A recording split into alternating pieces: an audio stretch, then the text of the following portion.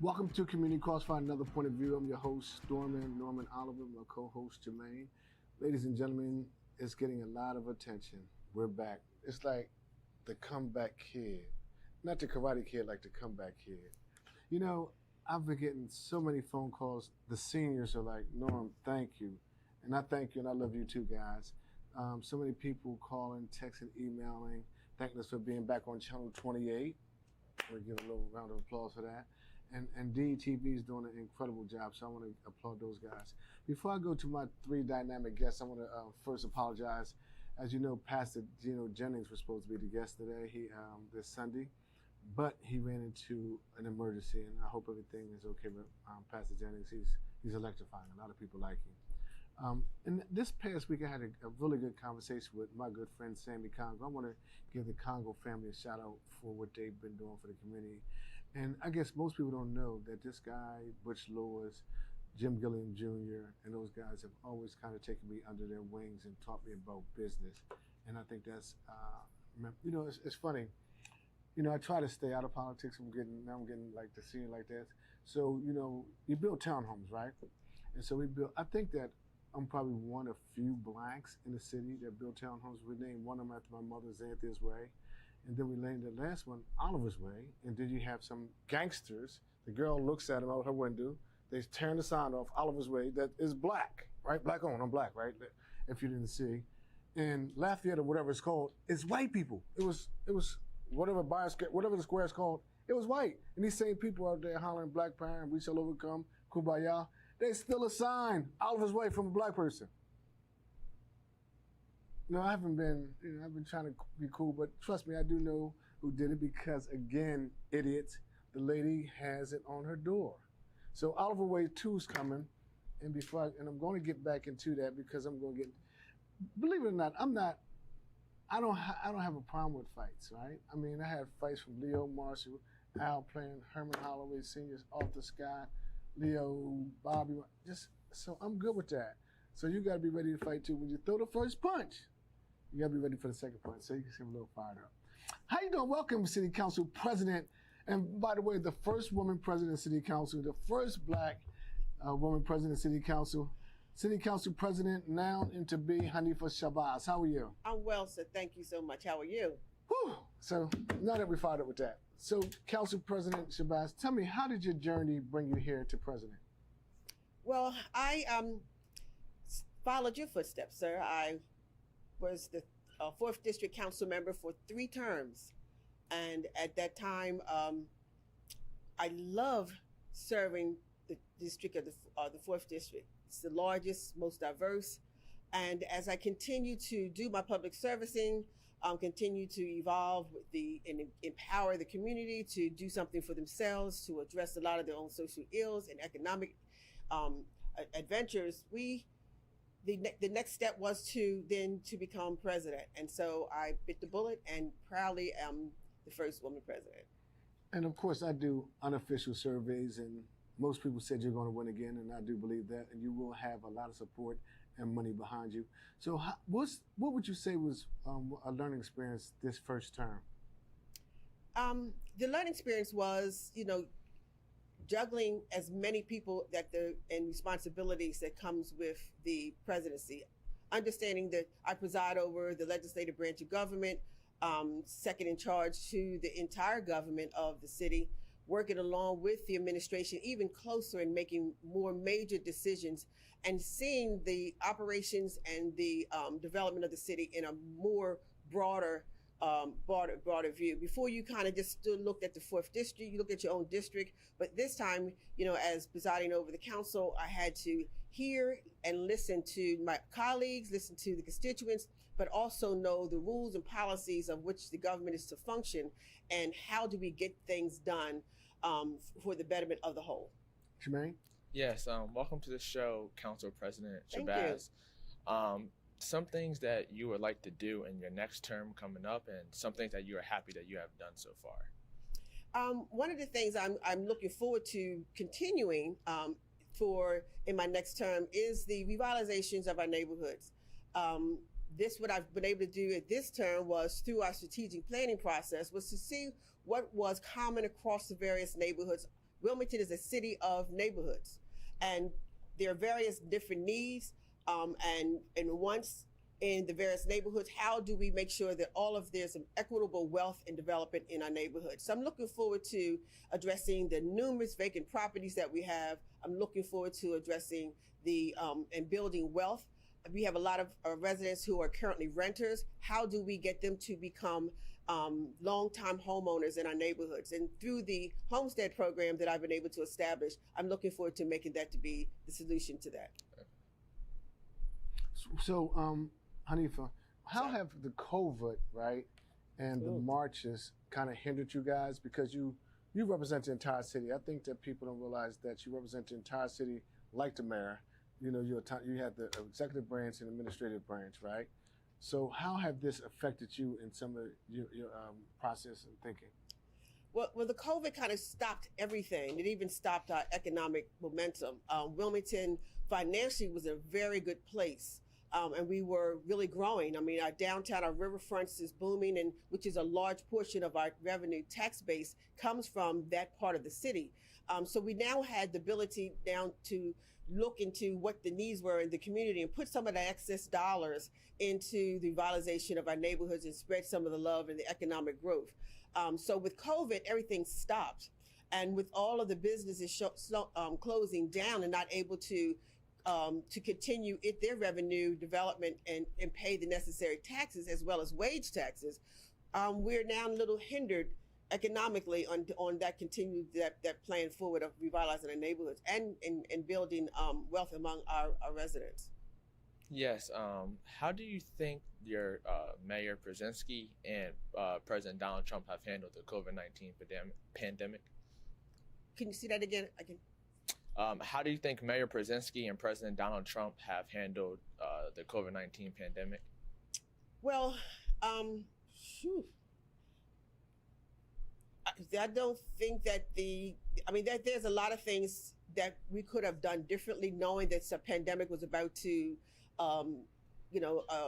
be throughout the entire United States. Right. Some of the revenue sharing in the stimulus package, I think, could have been directed to more the needs of the community. I mean, the CARES Act monies that comes to the state of Delaware only is to cover the cost of the relief that COVID has done to the community. It does not cover what our major thing is, the relief of the revenue that we're losing to operate our city. Mayor Brzezinski is following the orders of the governor.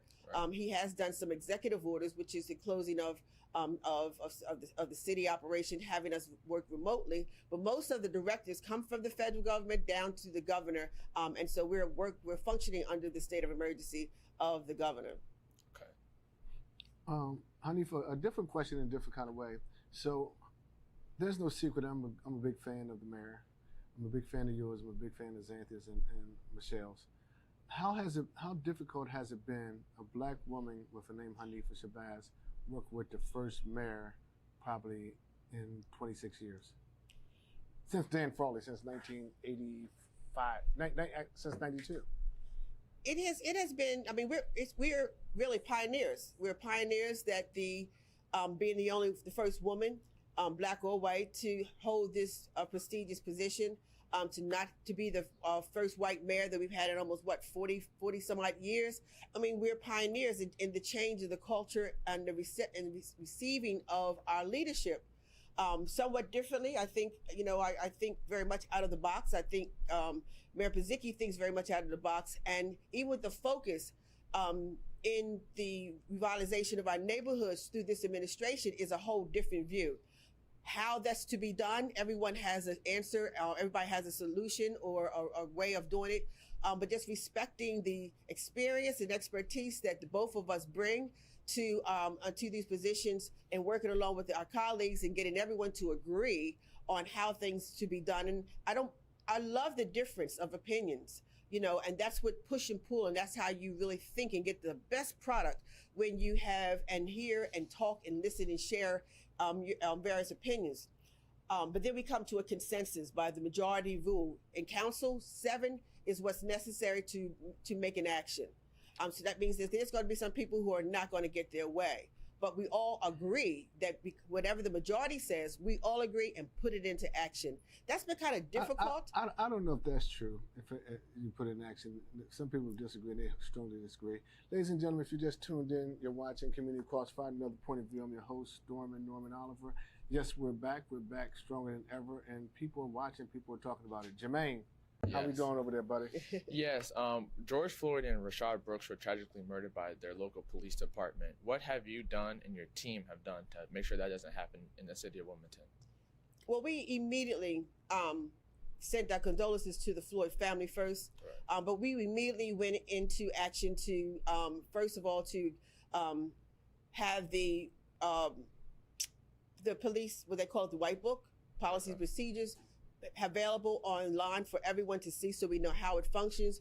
We immediately work toward the checking to see what the kind of practices and policies are in place dealing with the chokehold. There are a lot of different policies that we have combed through and have current legislation gone forward to address and make those necessary policy changes. Can you give us what policies you would like to change? Well, we wanted to change one policy that I know that we definitely would like to change is residency, because our current right now we are in a 5-year residency, and you know, when police officers don't live in a community that they have to police, the buy-in is not as much as it has been. If you're there, it's where your family is. That's one that we definitely must change. The chokehold has already been changed. Okay. Oh God, there's so many of them that I got a blank right this minute. Jermaine, that's actually the strangulation, okay. Strangulation, knees on the backs of opponent, just the excessive force, the practices of excessive force. How do we look at those, and how do we also? There's sometimes that a police call for service could be for a police officer that responds to that they really need to have a social worker, someone who understands someone who's having a traumatic episode, someone who understands the psychological and disorders, mental disorders that we, the Wilmington, are suffering from, as the CDC plagued us to be in epidemic of trauma. So trauma-informed, trained officers, so that when they go to respond to a call of service, that they know how to treat the person because the person is having a traumatic episode and not because they're being disobedient to their response. Okay. Good. Jermaine, you good? Yeah, I'm good. You know, that's a very good question. And Jermaine and I were in a meeting with the U.S. Attorney General, and everyone from the police force. And I tell you, the FOP is a strong union. And one of the guys came up, Jermaine, you can correct me if I'm wrong, he said, we're making no changes. So, I mean, I think they're fighting. I think that's a legislative, they're on the state House of Representatives and Senate. That's one of their fights. I don't know how much power you guys really have in city government. But in closing, Council President, anything that you want to add to this? Well, I do. I mean, the Bill of Rights, the Police Bill of Rights is something that City Council has set resolutions in support of the changes that the Senate Bill 191 imposed the Justice for All legislative package. And, you know, we here in the city of Wilmington have not just the police issues to address, but we also have many social deterrents that we must address. There's a lot of inequities in our educational system, our housing system, and our healthcare system, and those are things that are governed by the state. But in order for Wilmington to have a quality of life and the equities that we African Americans are calling for during this critical time, there are not just police changes we have to make, but we definitely must change our educational system. We have to address the housing codes and the deplorable housing. We have food deserts. We have asthma deserts. There are a lot of things that our community is suffering from, all through the institutionalized systemic racism that are involved in our laws. So I'm looking forward to working diligently with members of council and the administration and the General Assembly in addressing those racial policies, so that there is some equity and a better quality of life for us African Americans here in Wilmington and entire state of Delaware. Thank you very much, Council President Hanifa Shabazz. Re-elect Council President Hanifa Shabazz, because we're not phony on here. Who we support, we support. We don't go hide behind doors and hide behind Facebook and hide behind blah, blah. and we're going to win, too. That's the funny part. That's why I'm laughing. They're going to lose. We're going to win. Watch. We haven't even unloaded yet. Wait till we unload. We got so much ammunition. We haven't even unloaded. Thank you. We're taking a quick break. We'll be right back. So a lot of people are wondering, what does it take to follow your dreams? It takes a lot. It takes a lot of grit, a lot of sacrifice, a lot of love, a lot of passion. There's nothing like it. I think my thing, if I had to say something to someone to motivate you, is if you're going to follow your dream, just jump all the way in. Head under the water and just go. Go real hard. Don't look back, burn your boats. Ain't no turning back. Just go all the way in.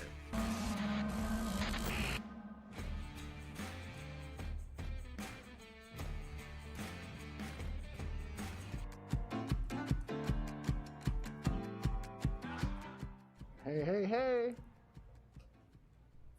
I wanted everyone to see my Cincinnati Bengal mask, America's team, and everyone knows it. Welcome back to Community Crossfire. Again, see, that's my point. I'm consistent. I'm not a Giant fan. I'm not this fan. I got season tickets to the Eagles because it's business, but I'm a Bengal fan. People in our communities change. Oh man, I'm from West Side. Yeah, where else you gonna live? You gonna live West Side? If you're black mostly, right? West Side, East Side, Southbridge, Riverside, maybe North Side. Where you gonna go? So it kind of makes me laugh. You always gotta talk about how black you are. Yeah, man, you know, I grew up here and I used to sell weed. Good, keep on. I hope you get busted. Welcome back.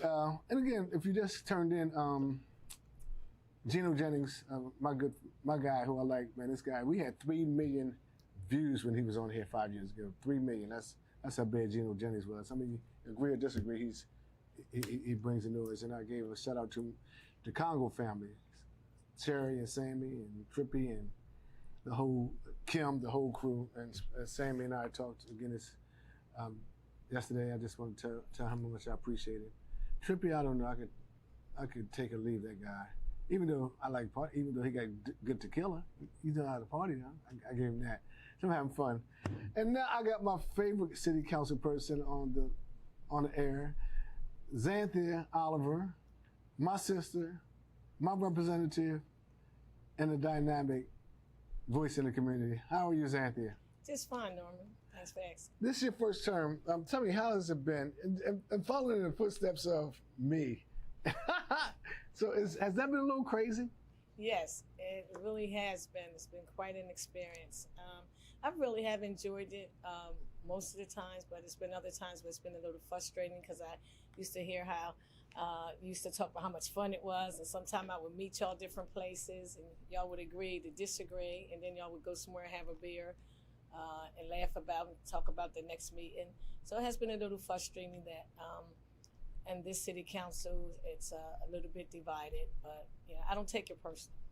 Okay, Jermaine? Yes, you said the city council is divided. How do you think you guys can come together for the community? Could you repeat that, Jermaine? Yes, you said that the community, the council was divided. How do you think you guys are going to have to come together to help the community out? I just think to have a conversation and sit down and just iron out some things. Like I said, we can agree to disagree, but we don't have to dislike each other or call each other names when it's over, it's over. Yeah, so a big problem in this country right now is police brutality. As far as that has gone, we have seen the tragic murders of George Floyd and Rayshard Brooks just happened less than a month ago. Some things that, you know, your colleague just came on, Council President Shabazz has said that you guys are trying to push different policies. Can you give us an update on police body cameras in the city of Wilmington? Oh, sure. I'm glad you mentioned that. I brought the paper, the president, myself, and Harlee and some other ones. We met with IMAC. It was 10/2/19 of last year. We discussed the body cams. So I'm glad you mentioned that. Just to put on the record, never was against body cams. The money wasn't available. Now the money's available, and we're for body cams. So like I said, we never were against body cams. But we've been talking about this since 2019. Zanthia, question, how do you navigate? You have probably one of the most impoverished districts. You have East Side and Riverside and some other areas, that whole area. Mm-hmm. How do you navigate that? And if you see blight, you see this happening in the community, how do you talk to people to start thinking about how to get out of that situation? I try to assist with finding employment for them. That's one way to try to help them. That's one of the main things. I help them do their resume. Sometimes I pick them up, take them to various places. We have job fairs. So I think when a person has a job, has some income, they feel better about themselves. So that's one of the main things that I do, try to assist with finding employment in our community. And you've been doing that for a while, right? Yes, I've been doing so that. So how did you get involved with that? John Sheehy, back in the day, John Sheehy, Parks and Recreation started me out, had me taking some of the youth to various job sites when I was working over Wilmington. And from there, working with you in the school district with the youth, taking them, having sleepovers, helping them find jobs at McDonald's, and then it escalated, working at Connections, working with President Hanifa Shabazz, and working with the Department of Labor. So I've been doing it for quite a while, trying to, working with D.H.L with the reentry program up to the Plumber Center, and Ronald Beard. So working with the reentry Porter Center. So I've been doing it quite some time, just trying to help people find employment. Yes. As far as the protests that have been going on, do you think the city council has gotten the message from protesters? And if so, what are some things you think you guys should implement into the community? I'm sorry, I couldn't hear. Yes, as far as the protests that have been going on for police brutality, do you think the city council has gotten the message from protesters? And if so, what are some things do you think you guys should implement into the community? Oh, sure. City council, we were out there protesting with them. I mean, some people said they didn't see this person or they didn't see that person. We were all out there protesting with the marchers. We totally get it.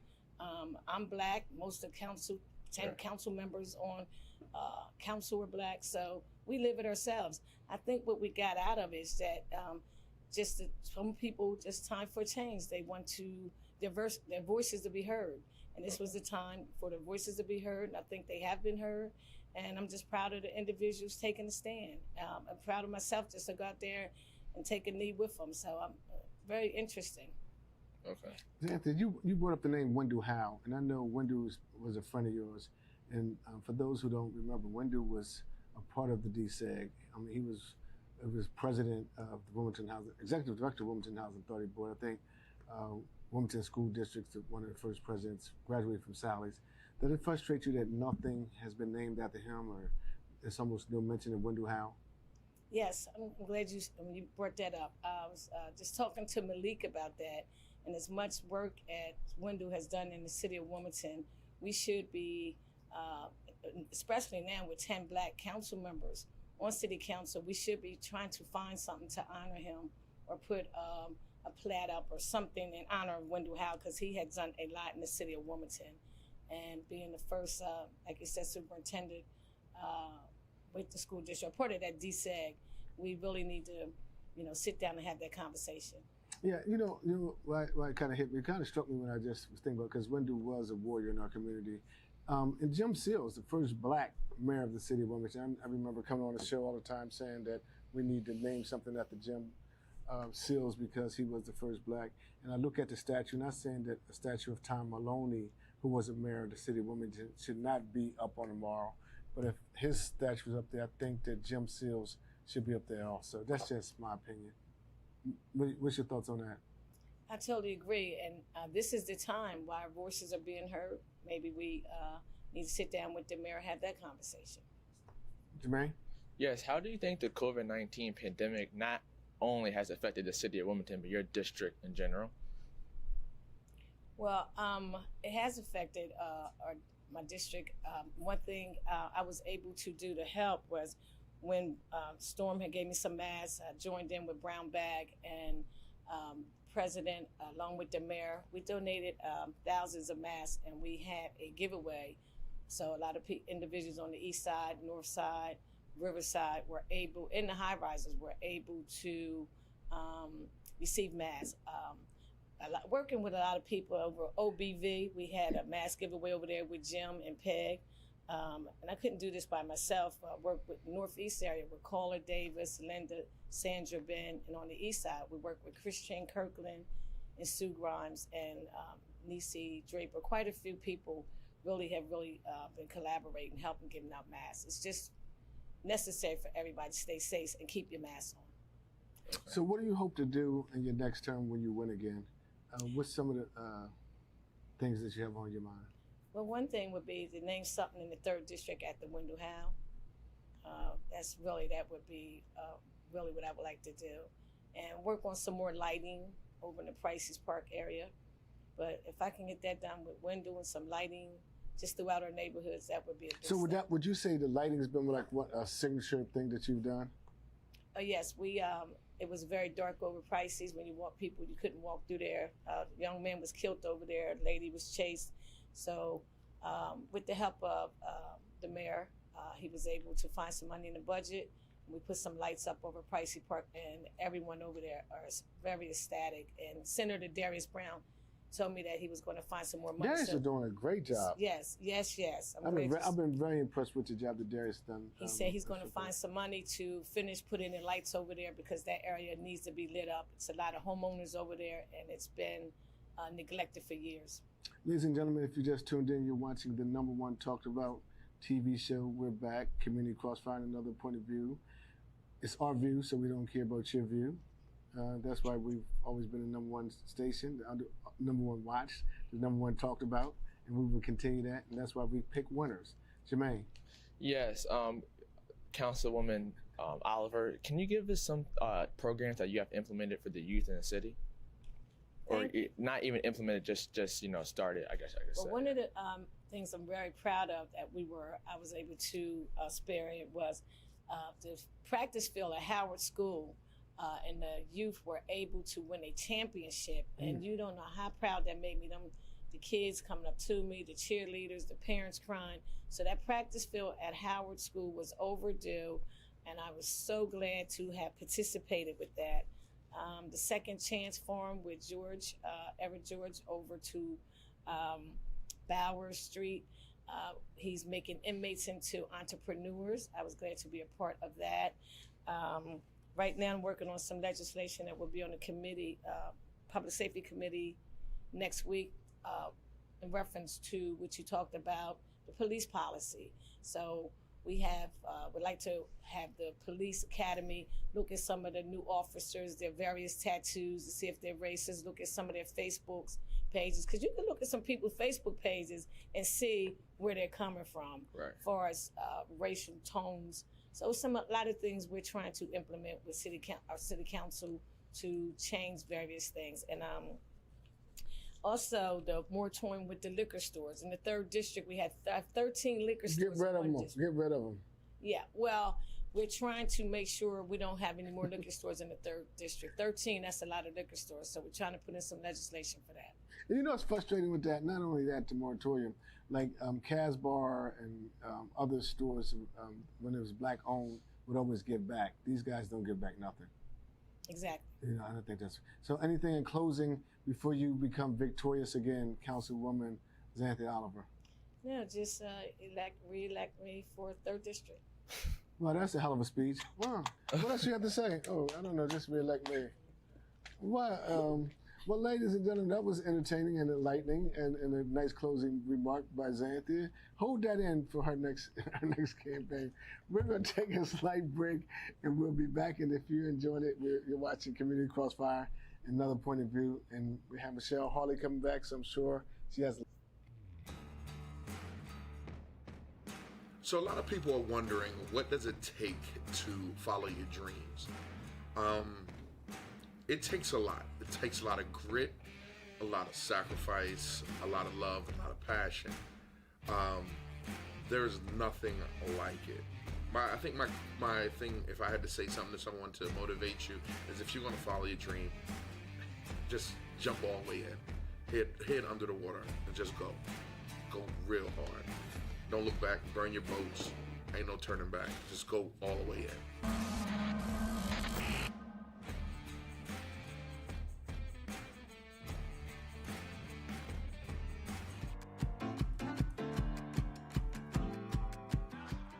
Welcome back to Community Crossfire, another point of view. I'm your host, Stormy Norman, with my grandson, Jermaine Jr., doing an outstanding, fabulous job answering the questions. Ladies and gentlemen, we have another person that we're going to be endorsing that will also be winning. That will be Michelle Harlee, because we do not hide. And Jermaine asked me during the break what was my record. I said my record is like 95 wins and 5 losses. So if you add that up, I'd be like Stephen Curry on the foul line, like 95%. Because we win, you know. Matter of fact, I lost to her one time, so I don't know if get off there. We should get rid of you right now. We don't want to talk about that. No, but that says you're a winner. How you doing, Michelle? I'm doing And plus, great. you represent the district I used to represent, so I'm biased. Okay. Tell me a little bit. How's it been your first term? Okay. Well, first of all, I want to say thank you for having me on today. It's always a pleasure to see you and to be on the set. The experience so far, it has been a learning experience. Helping to continue to keep legislation moving and developing relationships. It has been a challenge, but I've been able to navigate through it. What's been frustrating? I think when you have as many people coming together, 13 people coming together, first of all, as it relates to me and my council colleagues, sometimes it just takes time to learn different personalities. As you're learning your job, I think about it just like any other job. You learn personalities, you know, while you're learning your job. And sometimes it can be challenging, but you figure it out. And I feel as though that I've been figuring out as it relates to that part and working with the administration and all of my other partners. Yes, Councilwoman Harlee, welcome to the show. A very important part of your job is hearing from your district. What are some of the things that you have heard from your local residents that they would like to see happen? So, as it has already been shared earlier, the 4th District is one of the most diverse districts in the city of Wilmington. I have projects in the 4th District, and I have a $500,000 properties as well in the 4th District. So when I am in the different communities, I have to, number one, switch hats, because connecting with my constituents and the residents is very important, and understanding when I'm in the different communities, making sure I'm connecting. So one of the concerns, of course, is public safety. Public safety has been a consistent concern throughout all the different communities.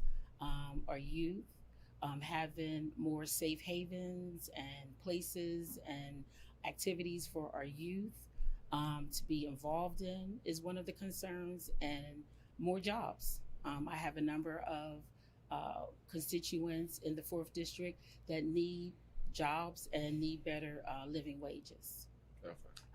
How did that affect your district, right?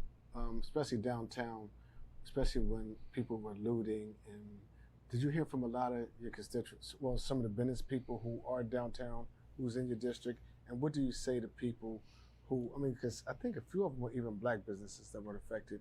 Then you have a business like D.H.L Sporting Goods, was there for 100 years. They're talking about moving out, and some of the restaurants. How do you handle that? So downtown, we have big businesses as well as small businesses, and we also have mall and pawn shops. And when I think about a couple of the businesses where their properties were really destroyed, they happen to have been mall and pawn shops that have been downtown for the last 40 plus years. Wow. And to, see them go through what they went through in terms of the frustration, the loss, as it related to their inventory, and after they have been committed to the city of Wilmington and committed to people that look like me and you, and just to see that there was no regard for them, it was very heart-wrenching to me. And most of all, the thought of how families and individuals were not working, lost wages as a result of these businesses not being able to open on that Monday. When this all happened, number one, our businesses were already on life support as it relates to COVID, employees not working. So they were all preparing to open up that Monday. And so that definitely was catastrophic for a lot of the businesses, and especially the smaller businesses like D.H.L's, the eyeglass store. And so I'm just trying to be supportive and encouraging them to stay downtown, and that it's going to get better. Yes, you said that it's catastrophic what happened to the businesses. Do you think that's what needed to happen, honestly, for the message to get across for police brutality? Because I feel like, honestly, like dying is more important than if someone's going to have their job, per se. Do you think that message was justified in what they were doing, or do you think what they did was wrong? So let me just say that I support wholeheartedly peaceful protests. Okay. I believe that, we all have a right, to the First Amendment, freedom of speech. I support that, but I do not support people destroying other people's property.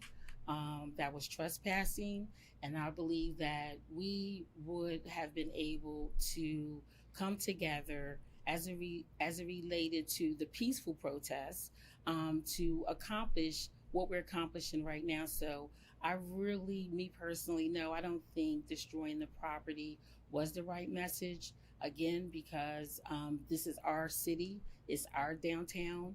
And for many, many years, it was like a desert, nothing happening downtown. And to see the growth that we have experienced, especially within the last 4 years, it was very disheartening. And I don't think the destroying of the property was necessary. Michelle, let me ask you a question. I meant to ask Zanthia and Hanifa this. What do you say to a young black woman who looks up to you and want to get on city council, get into any type of government? I ask you that because I used to ask guys like Skinny Wilson those kind of questions, and Al Plants and my mother and folks like that. When I got older, it kind of stuck with me, and I got into politics young because, Herman Holloway Sr., I looked at that guy like the Dr. Martin Luther King. So what do you say to a young black girl who wants to get into this field? So to a young black girl, first of all, I would encourage her to want to get involved, to serve, and that when you get into certain positions, especially in an elected position, that you have to always keep in mind that this is about servitude. This is about serving. This is about making a difference, and not about power. It's not about prestige, and it's not about those types of things. And that to keep the main thing, and that this is a seat that you can make a lot of difference in the lives of other people as it relates to wanting to bring about real effective changes. So if she is interested in making sustainable changes, this is definitely the place that she will want to aspire to be, but make sure that her motive and her purpose is really about serving and not about power. Okay. Yes. I would like to switch to a much larger scale as far as nationally. We have seen record numbers in Texas and California for the COVID-19 pandemic. Do you think it's safe to have the country open? And if so, why? So I trust those that we have elected, our leaders, to guide us as it relates to how we should move, starting from the CDC down to our governor and to our mayor. I respect their decisions, but at the same time, I think that each individual should, first of all, understand that we are still in a pandemic. So even though the state and the city is opening up in different phases, to keep in mind that we are still in a pandemic, and that people should move according to how they are comfortable. I mean, as we all see on the news, that there's a big spike in numbers jumping up in Florida and different places. And basically, if we're not conscious of the fact that we are still in a pandemic, even though the city is opening up, that it could be a reverse. So I think it's good that the city is opening up.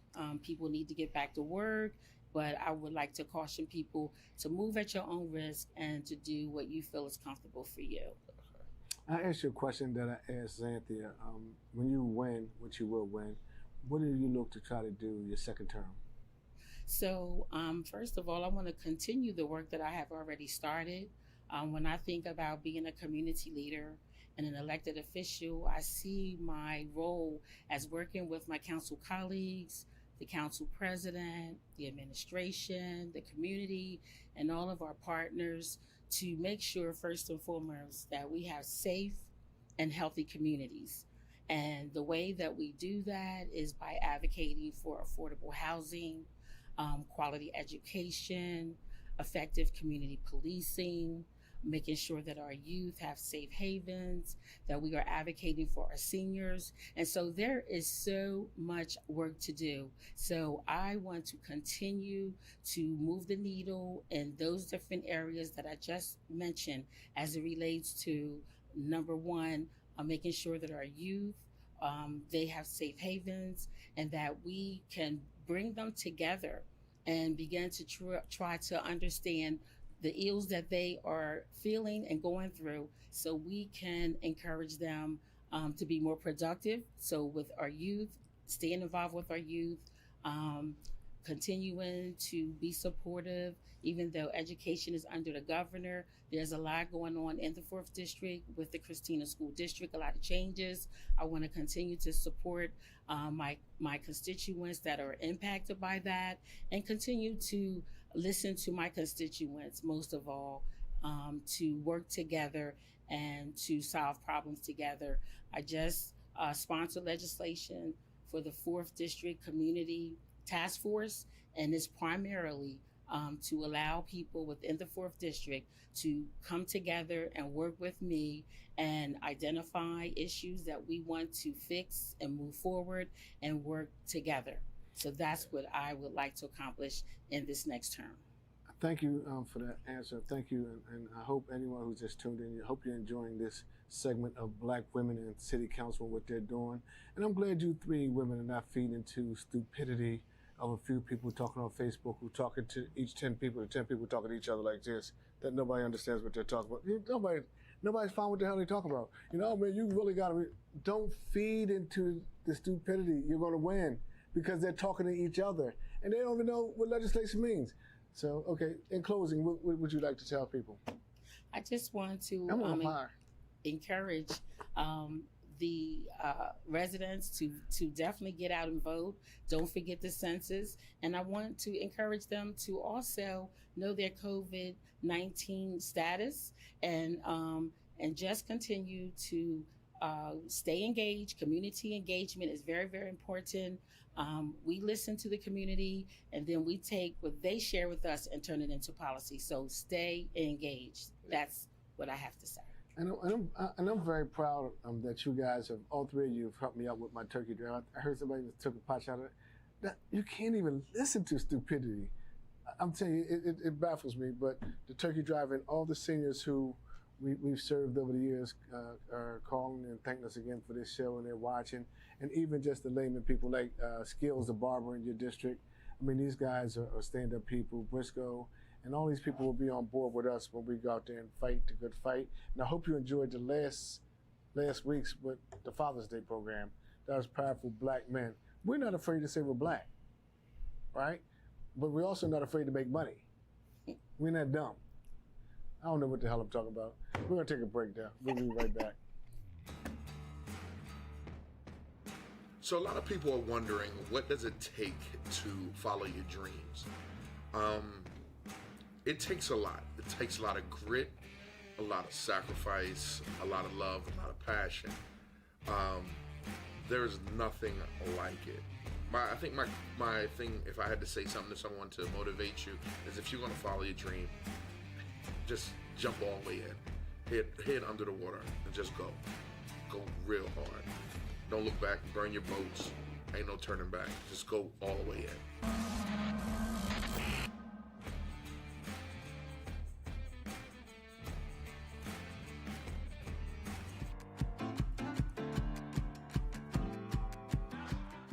Welcome back to Community Crossfire and Another Point of View. I'm your host, Stormy Norman. I just lost my point guard, Jermaine Jr. Oh, God. Jermaine, I'm going to have you sit up here so you can see. Jermaine's like, look, man, I need some water. I don't know questions. Look, I need to chill. I got to get out of here, stand up. And, I got to be honest, man. when I first did this, Jermaine, I hope you're watching, I was like 20, 21. And what you're doing at 16 years old is phenomenal. Your questions, your demeanor on the air is phenomenal. I hope that you get in this business, because one thing I didn't get is you will work with Ivan at the Blue Box game is behind the scenes and behind the camera. So you're doing an incredible job. And everywhere I go in the city and everywhere I go up and down the state, and people call me, said your grandson's doing a great job. So Jermaine's going to be doing a lot of shows with me, and I'm just very, very proud of him. So we're back with Council President Hanifa Shabazz and Zanthia Oliver, my sister, for those who don't know us. And Hanifa, you said you had a few other things that you wanted to share.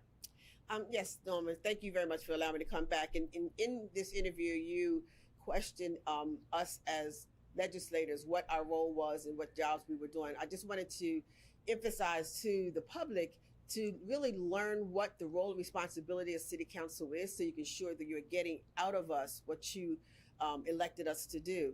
We're the legislative branch of government, and there's policies and rules which we must follow in order to get things done. And there's certain things that we don't have authority over that is expected of us, but we work in conjunction with the other levels of government, our county and our General Assembly. And so right now things are very, very hot. There's so much emotions happening because of the current condition under the epidemic, also the pandemic, and also under the civil unrest. So there's a lot of information being thrown back and forth across the tables when we're talking. And I really encourage our citizens to do your own research to make sure that what you're hearing is accurate, so that you're seeing that what decisions are being made on your behalf. There's so many things that we had an opportunity to do. This council 107th session was mainly a new council. We had 7 new council members. We had a new president. We had a new mayor. And we had a lot of things that need to be done in our neighborhoods. So anytime that you have a limited time, limited resources, and a certain amount of people, the only way you're going to get something done is to have a plan. We did a strategic planning process. How do we get accomplished in 4 years certain things? This administration, under the leadership of Mayor Pizicki, his focus was to build up the neighborhoods like he's experienced and done in our riverfront. Excited we were about being able, our neighborhoods, and mainly a lot of our low-income neighborhoods, full of blighted houses, full of vacant properties. How do we bring that wealth and community back to our neighborhoods? There's legislation that's been setting for quite some time to address that. So I really feel that, we missed the boat on that we could have really, in the last 4 years, really made some impact on the revitalizations of our neighborhoods that we did not do. But there's still hope, because we have an election coming up, and we have another time to be able to address those very important things. We all know home ownership is where we build wealth. Many of our almost 45% of our population are renters. How do we turn them into home ownership and they become and build the wealth of home ownership? We have to address our blight legislation to get that done so we can build our neighborhoods. Did you agree with us, Zanthia? Oh yes, I totally agree. Was you sleeping over there? No, I'm just joking. listening. We had, what was it, 50? How much was it? $500,000. $500,000 that the mayor amendment was willing to contribute towards our neighborhoods, and that is still being held up. And I just think it's sad that we have a community that's in desperate need of various things, as far as facade, just neighborhood community cleanups, and we sit back and we talk and we talk. How do you vote against parks and all that kind of stuff, right? Yeah, how do you vote against the 76ers stadium where most people in there are black working there? How do you? I don't get it. Yeah. Go ahead. I'm sorry. I'm going to cut you off. Go ahead. You can No, finish. I'm listening. You're right. You're right. And so a lot of minority individuals who work at various places, and it just doesn't make a difference. Just because I don't like a certain person, I'm not just going to vote no because I don't like a certain person, because that hurts our communities. I'm not going to vote no on the census when that comes around every 10 years, and that's money in our community that Lisa Blunt Rochester is in Washington fighting hard for us to get our money, and we sit up and say vote no for the census that the mayor had to put in executive order to get that passed. Things of that nature. Some things are common sense, and I just think it's sad. Ladies and gentlemen, you're watching Community Crossfire. I'm the voice of the voiceless. I'm the face of the faceless, and we will fight back. Hanifa, you want to say something else? I was just agreeing with my colleague. I mean, to not vote for us to give $20,000 forgivable grants to the community to revitalize vacant properties to become homeowners. And I understand there might be a reason, justifiable reason, but let's not just say no to say no. Give us a solution to the situation. And so we still have blighted neighborhoods. We still have numerous vacant properties.